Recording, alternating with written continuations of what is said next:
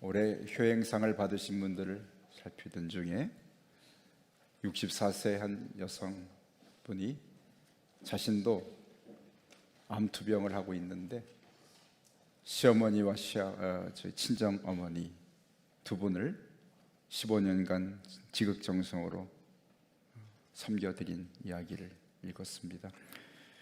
고령이신 두 어머니를 병원 진료를 할 때면 언제나 동행하고 집안 청소, 밑반찬 마련, 또 손수 목욕을 시켜드리는 그런 효도를 행하신 분을 우리가 보게 됩니다.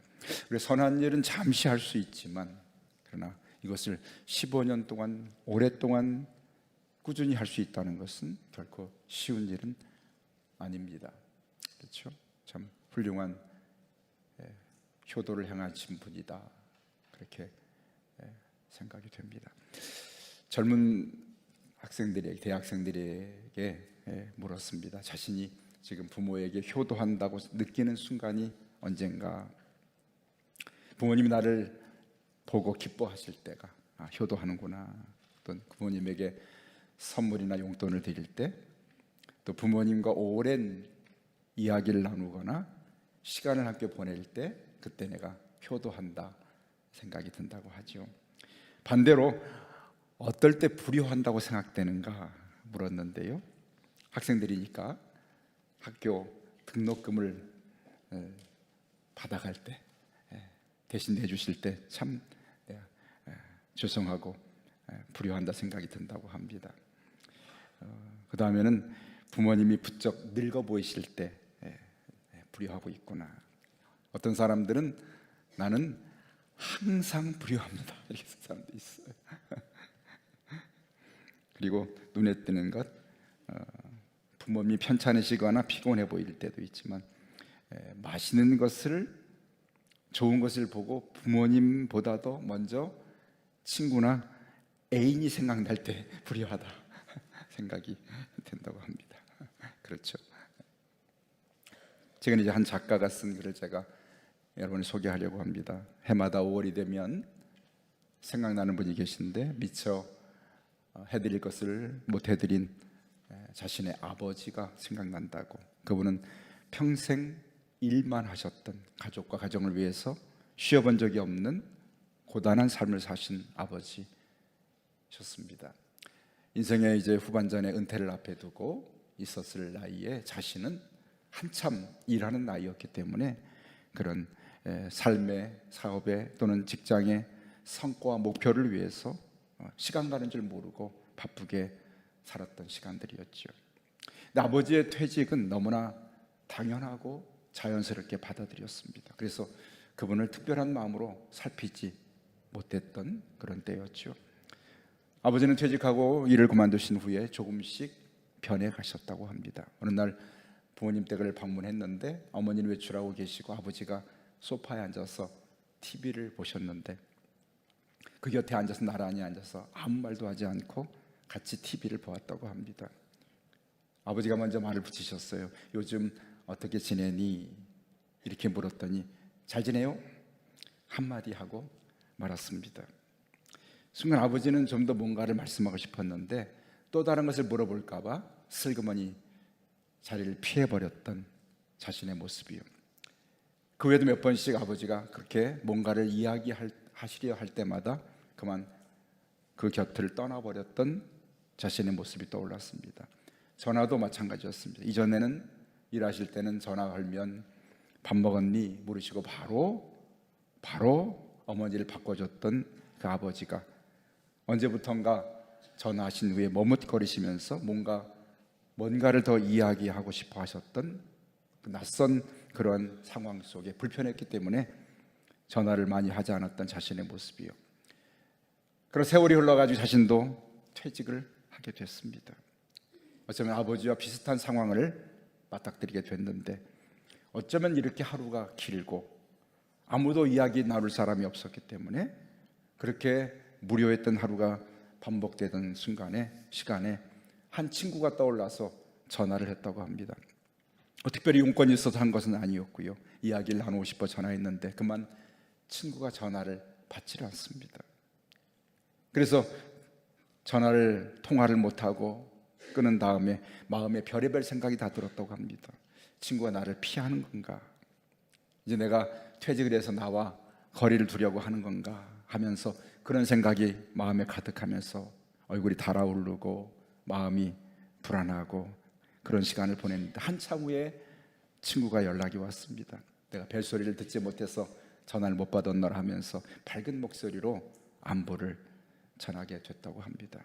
그 친구의 걸려온 전화 한 통이 자신의 마음을 얼마나 따뜻하게 해주고 편하게 해주며 하루를 가볍게 해줬는지, 그런 자신의 현재의 그러한 생각을, 삶의 상황을 보면서 이 친구는 내 전화를 받아준 것이 아니라 나를 받아줬다고 그렇게 생각이 됐다고 합니다.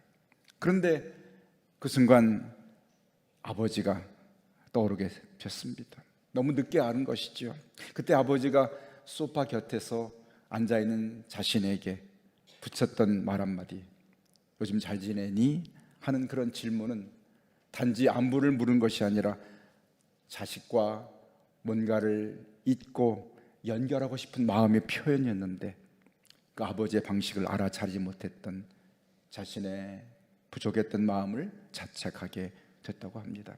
아버지는 이미 세상에 계시지 않고 먼 길을 떠나셨는데 다시 그 거실에 그 자리에 내가 앉을 수 있다면, 어쩌면 그 TV 앞에 소파에 앉으셨던 아버지 곁에 내가 또 앉을 수 있다면 이제는 그 아버지를 피하지 않고 그 곁에 오랫동안 머물러 있으면서 이야기를 해드리고 싶다는 이야기죠. 그렇죠? 우리가 때로는 부모님이 잘 지내시는지 묻는 그 한마디가, 그리고 그분들에게 곁에 머물러주는 그 한순간이 그분들에게는 단순한 안부나 인사가 아니라 내가 당신을 기억하고 있습니다, 내가 당신을 잊지 않고 있습니다 하는 그런 내가 보내드리는 신호고, 내가 할 수 있는 그러한 부모님을 향한 사인인 것을 깨닫게 됐다는 글을 읽게 됩니다. 오늘 성경은 우리에게 너를 낳은 아비에게 청종하고 내 늙은 어미를 경히 여기지 말라고 오늘 명령하고 있습니다. 너를 낳은 아비에게 청종하고 내 늙은 어미를 경히 여기지 말지니라 라고 명령하고 있죠. 첫 번째로 하나님은 자녀가 부모에 대해서 그 말씀을 청종하라고 명하고 계십니다. 그렇죠? 청종이라는 그런 뜻은 잘 듣는다는, 따른다는 이야기죠. 부모님 말씀을 소중하게 여기고 그 말씀을 순종하라는 것이 바로 청종입니다. 그렇죠? 그 말을 소중히 여긴다는 건 그분을 소중히 여기는 것입니다. 그분들의 삶을 인정해 드리는 것이 바로 부모님의 말씀을 청종하는 것입니다. 우리 예수님께서는 이 청종의 본을 보여주셨습니다. 누가복음 2장 51절에 보니까 예수님이 부모와 함께 내려가사 나사렛에 이르러 순종하여 받드시더라. 여기 눈에 띄는 단어들은 부모와 함께 내려가서 함께 하는 단어죠. 나사렛에 이르러서 순종하여 받드시더라. 순종하여 받드는 것, 이것이 예수님께서 우리에게 보여주신 청종의 예가 되는 그러한 주님의 본인 것을 깨닫게 됩니다. 두 번째로 오늘 성경 말씀 우리에게 너희 부모를 경히 여기지 말라고 말씀합니다. 내 늙은 어미를 경히 여기지 말라, 가볍게 여기지 말라는 말씀이지요. 나아가 무시하거나 멸시하지 말라는 말씀입니다. 그렇죠? 사람이 늙으면 모든 것이 다 가벼워집니다. 그렇죠? 우리의 체중도 가벼워지고 육체적인 가벼움이죠. 우리가 아는 것도 점점 더 가벼워집니다. 세상에 돌아가는 그런 상황에 대해서 좀 무뎌지고 알지 못합니다. 그렇죠? 또 경제적인 능력도 가벼워집니다. 직업을 놓고 직장을 놓아버리면 이제는 물질을 얻을 수 있는 그러한 능력을 점점 더 잃어가는 것이 바로 부모님의 늙어가는 그런 모습이지요. 모든 것이 다 가벼워집니다. 한 시인이 자신의 어머니를 등에 업었을 때 어머니가 너무나 가벼워서 눈물을 흘렸다는 그런 시를 우리가 읽은 것을 기억합니다. 여러분, 혹여나 여러분 살아계시거나 또는 세상에 계시지 않지만 부모님을 업어본 적이 있으신가요? 우리가 어렸을 때 그 등에 업혔지만 이제는 우리가 장성하고 늙어가신 부모님을 등에 업었을 때 한없이 가벼워지신 그분들을 느끼지 않습니까? 이렇게 우리가 사람이 상대방이 가벼워지게 되면 그 무게만큼 우리는 그 사람을 그 무게로 대우할 때가 많습니다. 부모님이 힘을 잃고 가벼워지면 부모의 생각에, 자식의 생각에 부모님이 쓸데없다고 여깁니다. 그래서 우리가 흔히 이렇게 말하죠. 부모님에게 알지도 못하시면서 그렇게 말할 때가 많습니다. 부모를 가볍게 여기게 되는 것이죠. 또는 귀찮게 여기거나 무시하고 멸시하게 됩니다. 그래서 가볍게 여기는 그런 말을 합니다. 언어적으로, 신체적으로, 경제적으로 우리가 부모에게 폭력을 행하는 사람들도 이 땅에 참 많습니다. 성경은 그런 행위들을 죄라고 분명하게 말씀하고 있죠. 오늘 성경은 내 부모를 공경하라, 그리하면 내 하나님 여호와가 내게 준 땅에서 내 생명이 길리라 말씀하십니다. 여러분, 하나님께서 부모 공경을 명하시면서 부모 공경에 대한 그런 상급을 아주 크게 걸으셨어요.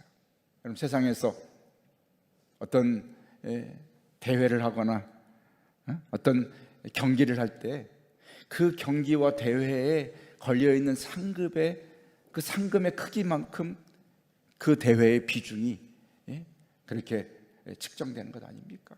하나님 명령 가운데서도 부모 공경은 얼마나 중요한 명령인가 하면 하나님께서 걸어놓으신 그 상급이 너무나 큽니다. 네가 부모를 공경하게 되면 땅에서 생명이 길리라, 네가 땅에서 잘 되고 장수하리라 하는 그런 약속을 부모 공경의 상급으로 제시하고 계신 것을 볼 때 부모 공경이 얼마나 중요한 일인가를 우리가 깨닫게 됩니다. 공경이라는 그런 단어는요, 히브리 사람들에게 있어서 무겁다는 의미이기도 하면서 우리의 신체의 내장 가운데, 장기 가운데 가장 무거운 장기가 이 간인데, 이 무겁다는 그러한 의미는 바로 간과 같다는 의미입니다. 너의 신체에서 가장 중요하고 가치 있는 것이 바로 이 부모 공경, 간과 같이 중요한 것이 부모 공경이라고 그렇게 말씀하고 있습니다. 그래서 부모를 공경하는 이야기는 부모님의 무게를 인정하고 존중히 여기라는 것이 바로 부모 공경의 의미에 담겨 있습니다. 그래서 오늘 우리에게 부모를 가볍게 대하지 말라라고 분명하게 우리에게 명령하고 계십니다. 그렇죠? 세 번째 부모 공경에 대한 교훈은 25절에 담겨 있습니다. 세 번째는 무엇인가요? 같이 한번 읽어볼까요? 25절, 내 부모를 즐겁게 하며 너를 낳은 어미를 기쁘게 하라. 아멘. 앞에 청종하는 것과 그리고 경히 여기지 아니하는, 이것은 어쩌면 소극적인 부모에 대한 효도의 마음이겠지만 적극적으로 해야 될 부모 공경의 중요한 덕목은 부모님들을 기쁘시게 해드리는 것입니다. 기쁘시게 해드리는 것입니다. 어떻게 여러분 기쁘시게 해드릴 수 있나요?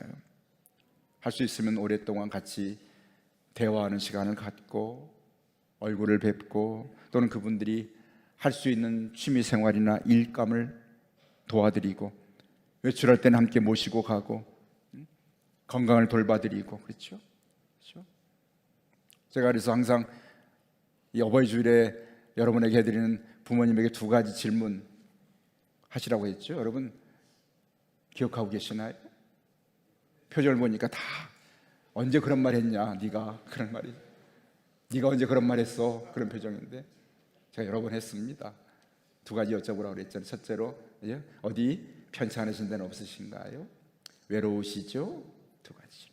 왜냐하면 부모님들이 나이를 먹으면 두 가지를, 건강에 어려움을 겪고 또 사람들이 떠나가기 때문에 외롭기 때문에 두 가지를 여쭈라고 했습니다. 이런 것들이 부모님을 기쁘시게 해드리는 중요한 그런 효도의, 어쩌면 너무나 작은 일들이지만 우리 놓치고 사는 그런 일들입니다. 그리스도인들의 효도의 부모 공경의 가장 무엇보다 중요한 한 가지는 무엇입니까? 부모님들을 믿음의 길로 인도해 드리는 것입니다. 그렇죠? 이제 인생의 소망이 이 땅에는 점점 더 없어집니다. 나이를 먹어갈수록 세상에 소망이 무엇이 있습니까? 그러나 남은 여생, 인생의 남은 여생을 하나님 나라의 소망을 두고 사실 수 있도록 믿음으로 이끌어주는 일이 어쩌면 우리 그리스도인의 자녀들에게 있어서 부모에게 해야 될 가장 중요한 효도의 덕목이 바로 부모 공경, 이 예수 그리스도를 믿는 믿음의 길로 이끄는 바로 이 일인 것을 우리가 기억해야 할 줄로 믿습니다. 아멘. 이스라엘 사람들과 당시의 고대 근동에서는요, 부모 공경을 아주 중요한 덕목으로 여겼습니다. 왜냐하면 부모님이 자녀에 대한 그런 자부심이 지금 뭐와는 비교할 수 없을 정도로 자녀에 대한 그러한 잘됨에 대한 부모님의 마음이 큰 자부심으로 그렇게 자리했다고 합니다. 또 하나는 한 사람의 생명, 내 생명이 자녀의 생명을 통해서 이 땅에 계속 유지된다는 그런 믿음을 당시에는 강하게 가지고 있었다고 합니다. 내 생명이 자녀를 통해서 이어진다라고 생각했기 때문에 당시에는 바로 자녀를 귀히 여겼고, 또 부모들은 자녀들은 부모를 공경하는 일이 굉장히 중요하게 여겼던 그때가 바로 성경이 기록됐던 그런 시대입니다. 오늘 성경은 우리에게 부모를 공경해야 될 이유를 너무나 명백하게 가르쳐 주고 있습니다. 그 이유는 무엇입니까? 22절에 너를 낳은 아비에게 청종하라. 물론 아버지만 우리를 낳은 것은 아니죠. 어머니와 함께 낳아주신 것이죠. 즉 부모 공경의 가장 중요한 이유, 그 어떤 이유로도 이 이유 앞에서 더 이상 변명이 되지 못하는 이유 한 가지가 뭐냐면 너에게 생명을 주었기 때문이라고. 그래서 오늘 성경 본문은 너를 낳은이라는 표현 대신에 너에게 생명을 준 아비에게, 어미에게 청종하고 경히 여기지 말라고 성경은 말하고 있습니다. 여러분, 이 땅에 지금 여기 앉아있는 저 여러분에게 있어서 가장 의미 있는 한 가지는 무엇입니까? 내가 지금 살아있다는 것입니다. 내가 지금 생명을 갖고 있다는 사실입니다. 그런데 이 생명이, 가장 중요한 이 일이 어디서부터 왔나요? 부모님이 나에게 생명을 주신 것입니다. 그렇죠? 여러분, 지금 내가 살아있는 것 외에 더 중요한 것이 무엇입니까? 지금 나에게서 가장 중요한 소중한 일, 신비한 일은 내가 살아있는 일인데, 이 살아있음을 가능케 하신 분들이 우리 부모님들입니다. 물론 하나님께서 우리 부모님을 통해서 나에게 생명을 주신 것이죠. 그래서 하나님께서 우리의 영의 아버지가 되시고 우리 부모님이 육신의 부모가 되어 주신 것입니다. 그래서 우리에게 생명을 주신 것, 이것이 너무나 중요하고 소중하기 때문에 하나님은 이 한 가지 이유만으로 부모를 공경하라고 분명하게 선언하고 명령하고 계신 것을 우리가 알 수 있습니다. 하나님께서 부모를 통해서 우리에게 생명을 부여하셨기 때문에 하나님 주신 생명이요, 부모님이 주신 생명, 이것을 우리가 알진데 부모 공경은 하나님 앞에서 우리가 결코 소홀히 할 수 없는 중요한 명령인 것을 다시 한번 깨닫게 됩니다. 또 하나, 우리가 부모님에게서 우리가 공경해야 될 중요한 이유를 하나 더 발견한다면 그분들이 우리의 진정한 스승이 되어 주셨기 때문입니다. 제가 이렇게 말을 하고 여러분도 말을 합니다만, 우리가 태어나서 최초의 말을 누구에게 배웠습니까? 그렇죠? 여러분, 태어나자마자 학교 가신 분 계신가요? 태어나자마자 누구에게 따로 과외를 받거나 공부를 하신 분이 계신가요? 아닙니다. 우리 모두는 태어나자마자 부모님이 스승이 되어 주셔서 우리에게 말을 가르쳐 주셨습니다. 우리 젊은 시절에 자식을 기를 때는 알지 못했는데 손주를 낳아서 길러보신 분들은 내가 손주를 기르면 자식을 어떻게 길렀는지를 돌아보게 하는 그런 시간들을 갖게 됩니다. 그런데요, 이 아이들이 태어나서 그 말을 배울 때 가르치는 부모가 몇 번을 가르치고 몇 번을 말해줘야 그 말을 배우는지요. 여러분, 우리 아이들이 엄마 아빠라는 말을 배우기까지 그 부모가 그 아이에게 어쩌면 수백 번, 수천 번, 수만 번을 들려주고 가르쳐 줬을 때 비로소 우리가 한마디 말을 하게 됐습니다. 우리가 말을 배운 것은 부모에게 말을 배웠습니다. 그래서 그분들이 소중하고 감사한 것이죠. 어디 말뿐입니까? 우리가 인생을 살아가면서 인간이 기본적으로 살아가는 삶이요, 먹고 마시고, 그렇죠? 인간이 기본적으로 살아가는 삶의 양식을 어디서 배웠나요? 부모님에게 우리가 삶을 배우게 됐습니다. 어쩌면 나에게 있어서 정말 중요한 모든 것들이 그분들로부터 온 것이었기 때문에 우리가 부모를 공경하고 순종하고 하나님 말씀대로 청종하고 그분들을 중히 여기는 것이 우리가 해야 될 정말 중요한 첫 번째 의무고 사명인 것을 성경은 말씀하고 계십니다. 그래서 하나님은 여러 곳에서 우리에게 이렇게 말씀합니다. 너는 너의 하나님 여호와의 명한 대로 내 부모를 공경하라. 그리하면 너와 너의 하나님 여호와가 내게 준 땅에서 내가 잘되고 내 생명이 길고 복을 누리리라. 자녀들아, 모든 일에 부모에게 순종하라. 이는 주 안에서 기쁘게 하는 것이라. 그렇죠? 성경은 끊임없이 우리에게 부모 공경을 명하고 계신 것을 우리가 기억하고 이 말씀에 순종해야 할 것입니다. 이 땅에서 가장 부모 공경을 잘하신 분이 바로 우리 예수님이십니다. 예수님이 이 땅에 계시면서 이렇게 수시로 말씀하십니다. 요한복음 8장 29절에 나를 보내신 이가 나와 함께 하시도다. 나는 항상 그가 기뻐하신 일을 행함으로 나를 혼자 두지 아니하셨느니라. 아멘. 예수님의 삶의 기준이 하나 있었는데, 원칙이 하나 있었는데, 그것은 뭐냐면 나는 항상 아버지 하나님 그분이 기뻐하시는 일을 행한다고 말하셨습니다. 예수님의 삶의 기준은 항상 하나님 아버지가 기뻐하시도록 만들어 드리는 일, 그분의 삶의 원칙이었습니다. 그래서 하나님 아버지께서 예수님을 그렇게 사랑하시고 그렇게 좋아하셨어요. 아버지와 나는 항상 함께 하고 있다고, 그렇게 친밀한 교제가 있었음을 말씀하고 있습니다.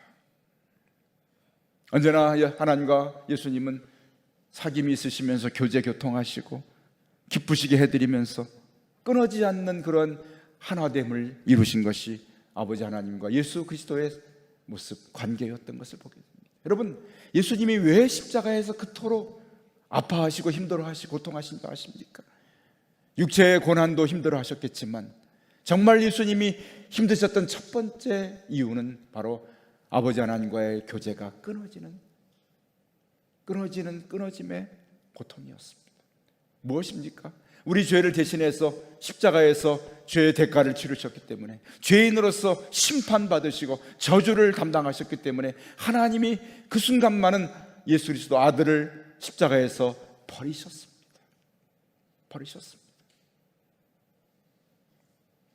예수님께서는 그렇게 부르짖지 않으셨습니까?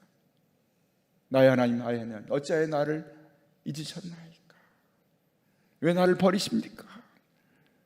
그것은 바로 아버지와 아들과의 관계가 단절되는 그것이 바로 예수님의 고통이었고,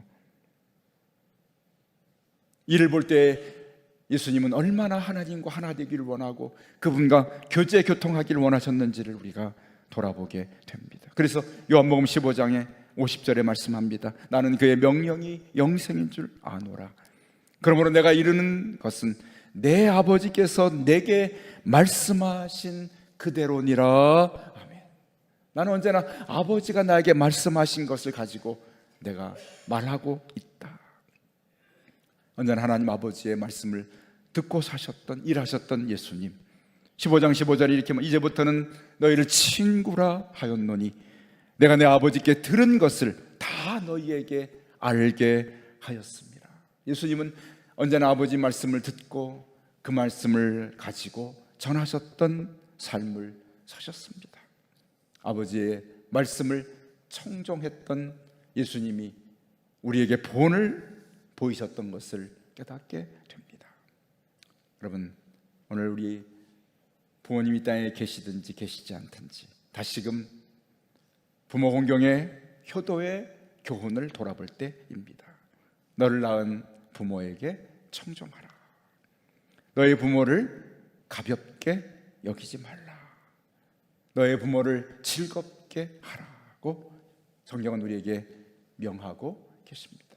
오늘 나는 얼마나 하나님 앞에서 이 말씀에 순종하며 살고 있는 사람인지 돌아보게 됩니다. 오늘 이것은 우리가 선택할 수 있는 그런 계명도 아니요, 우리가 피할 수 있는 명령도 아닙니다. 이 땅에 살아있는 사람 모두는 이 말씀 앞에 굴복하고 이 말씀 앞에 엎드려서 부모님을 청종하고 중히 여겨드리고 기쁘게 해드리는 일에 우리가 힘써야 할 사람인 것을 말씀 앞에 다시 한번 깨달아야 할 줄로 믿습니다. 오늘도 부모 공경의 약속을 주께서 우리에게 주셨습니다. 명하셨습니다. 그리고 그 보상을 우리에게 약속해 주셨습니다. 부모 공경의 보상은 이 땅의 어떤 계명보다도 비교할 수 없는 정말 중요한 약속을 담고 있습니다. 이 땅에서 네가 잘되고 장수하리라. 이 땅에서 부모 공경을 통해서 하나님이 약속하신 말씀 그대로 네가 형통하고 내 생명이 길고 복을 받을 것이다 하는 약속이 바로 부모 공경에 걸려있는 하나님의 보상이십니다. 오늘도 이 계명의 말씀이 나와 나의 가정과 나의 가문을 이뤄내는, 지켜내는 약속의 말씀이 되어야 할 줄로 믿습니다. 아멘. 우리 가정이 복을 받기 위해서 내가 노력하고 내가 애써서 되려는 것이 아니라 하나님 이 약속의 말씀을 지킴으로 우리 가문이 부모를 공경하는 말씀을 지켜서 하나님의 복을 받은 가문으로 서게 하여 주옵소서. 이것이 우리의 기도의 제목이 되고 삶의 실천이 될 때에 진정으로 하나님이 축복하시는 가정이 되고 축복을 받은 가문이 될 수 있기를 주의 이름으로 간절히 축원합니다. 아멘. 기도하십시다.